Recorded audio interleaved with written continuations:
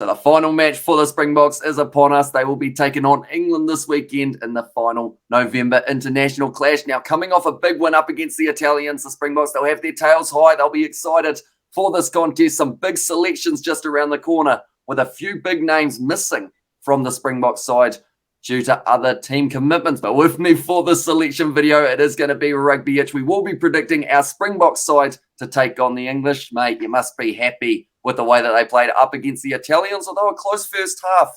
Maybe a couple nerves there. Yeah, no, it was definitely a close first half overall. I mean, I wasn't really scared because I knew obviously the ball quality would kind of persevere from that second half. But yeah, no, the Italians, you can't underestimate them. Obviously, beating the Wallabies, within the eliminations. But overall, it was a good game essentially for the Boks, and obviously, hopefully that kind of gets them into form going against England this week. An English side that come off a 25-25 draw with New Zealand. What a comeback in the final moments. Now, for me, it made me a little bit cautious with the bench that I've gone with for my Springbok side, because now we know how strong England can be at the end of a fixture.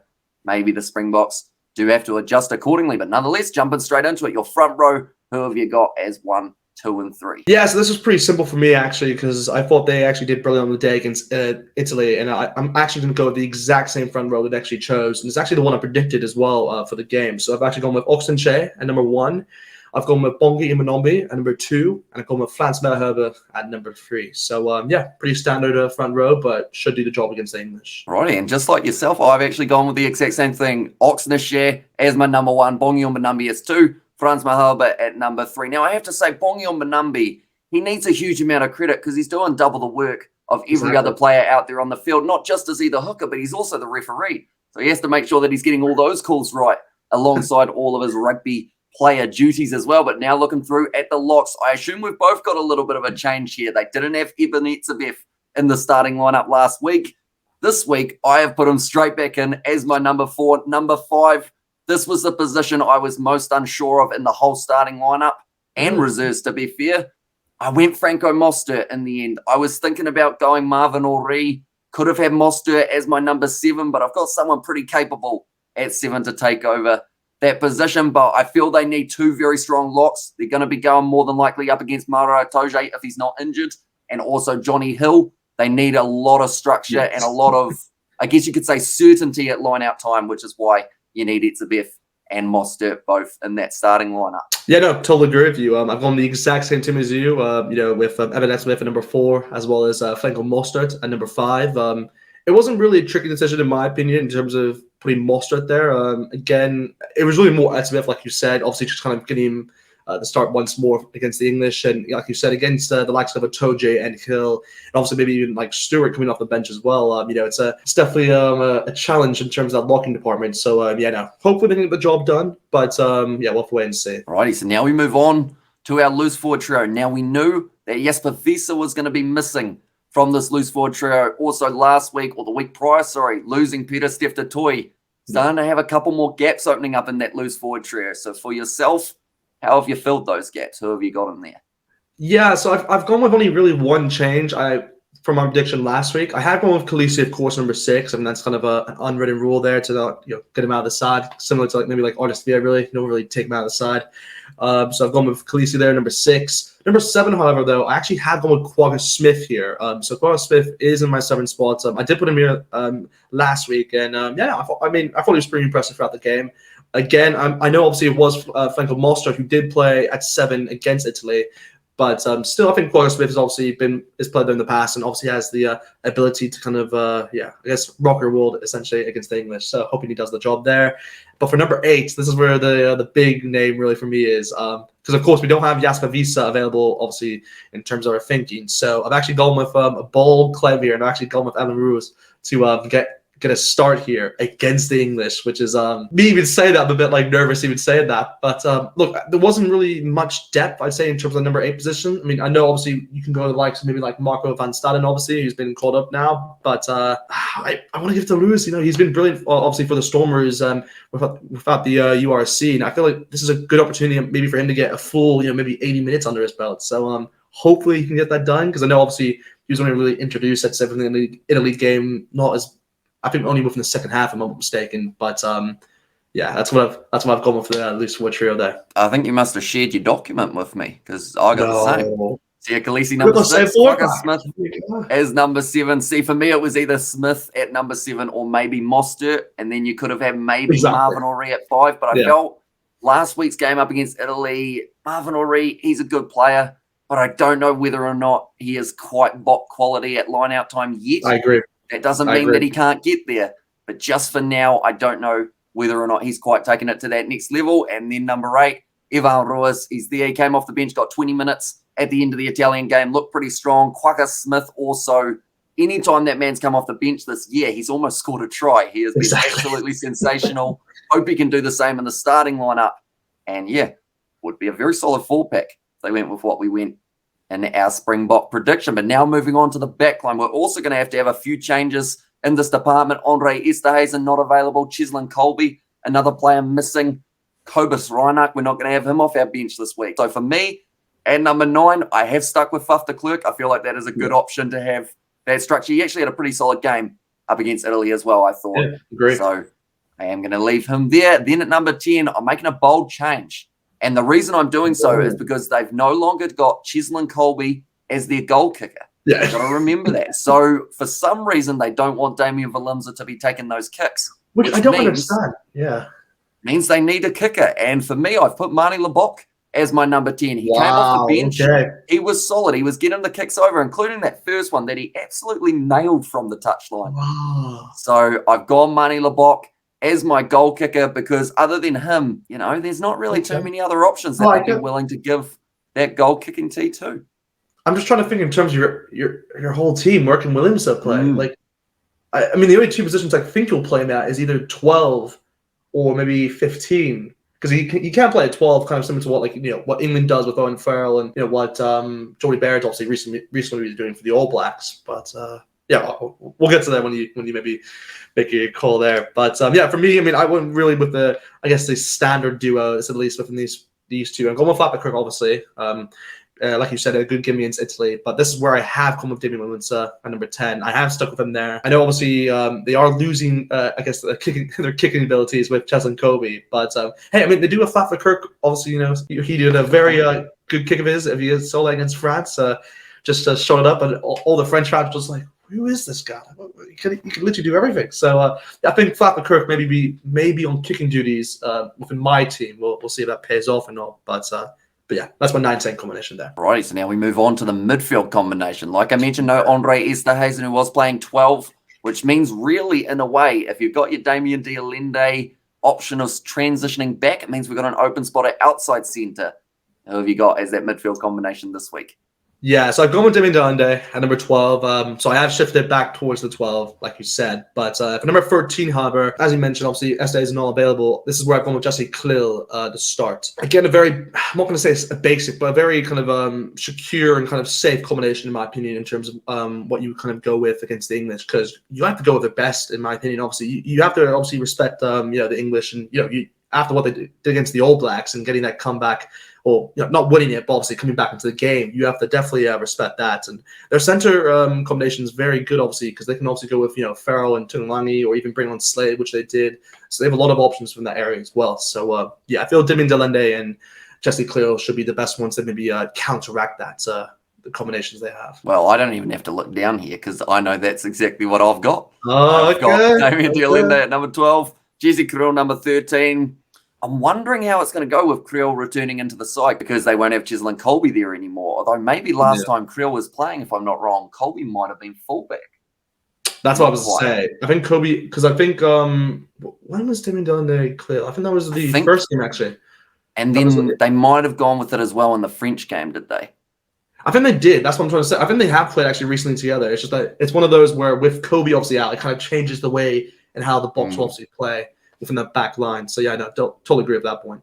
And changes how they'll play within the back three, which we're going to transition to right now. Number 11 for myself, I stuck with him, Kurtley Arinsa. It's a little bit of a risk because Marcus Olimapimpi, he is available, but I feel with the way that man played, yes, the easy option is to transition him to 14, put him out on the other wing and have Marcus Olimapimpi at 11. but he played that well out on that left wing side that I don't want to break that. I don't want to muddle that up for him. He knows his positioning on that side. He played absolutely brilliantly, chasing the high ball, scoring tries, setting up his teammates as well. It was actually a pretty unselfish performance from Kurtley Alderson. Showed a lot of experience for such a young player. So that is why I've decided, why not keep him there. And number 11, that opens up my spot out on the right wing, and I've given it to a man who we've hardly even seen, if not never seen, for this November internationals. That is Sebo Nkosi. Now, it's a risk. Don't get me wrong, because you've got Makazole Mapimpi, but I can't remember the last time he played on the right wing rather than the left. So because of that, I've gone Sebo Nkosi as my number 14, and then at number 15, a man who's a bit 50-50 at times. It's Willie LaRue. I have gone with him at number 15. Now, that is a little bit of a risk, because he's 100%. He's always good. He's always good. He's always good. He's always good. All this backlash. No, he's always good. I mean, even every pundit's like, this guy is like the best player in the field every day, you know? Just never makes mistakes. That's because they're around the same age as him, and they're waiting for him to retire and join them they're back in the commentary box. Exactly. They're worried he's going to go, I've just got a job for Supersport. I'm going to be on the commentary. Exactly. So you got to make sure you're sweet talking him a little bit there, Willie LaRue. He's probably getting notes from Fran staying on the sideline, being like, "Yeah, this is good, mate. This is good. You're repping the old boys here. That's all we need." So, but yeah, no, I understand that, of course, and like your back three. But different to you, however. This is where I actually have gone with Mapimpi at number 11. You said obviously, Kurtley Alderson obviously. It wasn't actually, he was actually not unselfish. He was throughout the game. But I do believe you need a bit of that. And obviously, we know Mapimpi is a bit selfish in the way he plays. Obviously, that's the unselfishness. But unfortunately, he's obviously not available. But I think I'm going to go with Mapimpi. He's just a reliable try scorer. And at the end of the day, he is the bulk. Number 11. I don't think anyone's going to take that away from him, particularly when he gets to the World Cup as well, unless obviously an injury pops up. But number 14, this is where exactly what you said. I'm going to go shift Kurtley Alderson from the 11 spot towards the 14, as he did play a brilliant game against the Italians. And for number 15, I've gone with the absolute reliable fullback in Willie LaRue. So that's my back three there. Alrighty, sounds good. We got a couple similarities in the back three there. Maybe Sebo Nkosi. It's a bit of a stretch for myself, isn't it, having him in the lineup rather than Mapimpi? Definitely because we've seen what Mapimpi has done up against England in the past when they have gone head to head. Mapimpi strikes against England. It's just that's not the bogey team, because I think Mapimpi is England's bogey player. That's what I meant to say. So you got to put him in. Now looking at our benches. We've got a few spots left. First of all, I'll ask you the question: 6-2 split or 5-3 split for this game? This is actually, that's probably the toughest question of all, actually, because with the amount of changes, obviously, with the amount of players unavailable to play in this game, I was actually considering to go back towards a 6-2 split, but I decided to stick with the 5-3. So I have gone with a 5-3 split for this. So for the hooker, of course, I've gone with Malcolm Marks. I'm not even going to talk about why he's in there, but it's obvious. He's the best hooker in the world, no doubt about that. For the props, we do the likes of Stephen Kitsoff there as of course, for the loose head. But then for the tight head, this is actually where I've made a change. I'm actually going with one of the guys who's been upgraded, to say the least, from the South Africa A team to the Springboks, and I've gone with Thomas du Toit in this position. That's kind of what I've gone with those bench spots. Alrighty, same as myself. Although the difference between us here is I have still got that 6-2 split off the bench. It's a little bit risky, but I have a feeling the Springboks tactic in this game is going to be go out there with some of those forwards and give it 150% for the first half, and then worst comes to worst, we can take you off at the start of the second. I think they're going to really try and empty the tank, try and run England around. We're going to have to see whether or not that tactic is effective or not. So for myself, Marks, Kitsoff, and Thomas du Toit, they are my front row, also off the bench. Now looking through at the rest of my forwards, I will read off the next three names that I have got. Number 19, I needed a lock replacement. This is where I was hesitant because I was thinking about having Quaka Smith as that position if I had Marvin Oree at 5 and then Franco Mostert at number 7. But now I've got Marvin Oree coming off the bench, Marco van Staden at number 20, so a player making his way back into the side from SAA, although he has actually played for the Springboks in this November international tour already. He's got a few minutes under his belt there. And then at number 21, I have gone Dion Fourie as the last man in my loose forward trio. Now, I'm a little bit concerned at how well England finished their match up against the All Blacks, because it makes me think that maybe my bench is a little bit underprepared and underexperienced when it comes to those loose forwards and the locks. But we're going to have to wait and see whether or not it is effective or not. So now I assume we're going to be asking for your 19 and 20 here. Exactly. Yeah, so I only have obviously 2 forwards here really for the 19-20 spots, and I have gone the same with you with Marvin Ori. Again, it was a tough decision actually, because you could have gone with the likes of Morat actually if you played against Italy, but I have gone with Marvin Ori here. And for the number 20, yeah, it was a tough call actually, because I could have gone with a lot of players from this position, but I kind of want to make a switch, but no, I got to stick with it. I'm going with Marco van Staden here.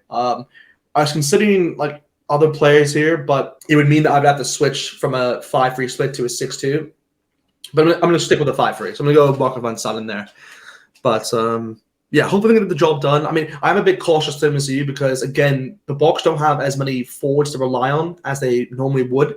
So I understand kind of the reasons why you go with a 6-2 split, because it kind of gives you more cover in that sense. But I believe the Boks will, if they are to win this game, it'll be through the backs, which is a bold thing to say because normally it's through the forwards. That's how the Boks play. But I believe this time around, obviously with the amount of players missing, they're going to have to play it through the backs. So yeah, we'll see if that works or not. Now we will hear your back 3 for yourself. Of course, yes. For my last final 3, I've gone with Jenny Hendrickson at the number 21, of course, with Kovaslanek not available.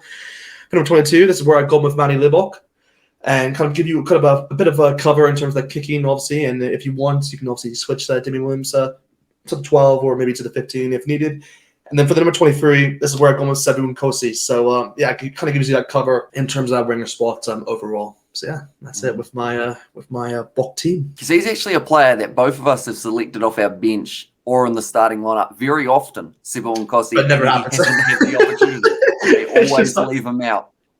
So I mean, if there's ever a week for him to be in there, I believe when you look at the numbers of how many players they've got for that backline, he almost has to be in there. I mean, he has to unless he is the absolute only back that they decide that they don't want to use in this matchup, which is still a possibility, to be fair to him. But we'll have to wait and see what they go with. For me, I've only got the 2 replacements, Jaden Hendrickson as my number 22, and then number 23, I've got Damian Valimza. So that means that I've got a little bit of fly half cover, I've got a bit of fullback cover, and also maybe in the centres, depending on whether or not there's an injury. And the reason I've got him there is because he covers so many positions.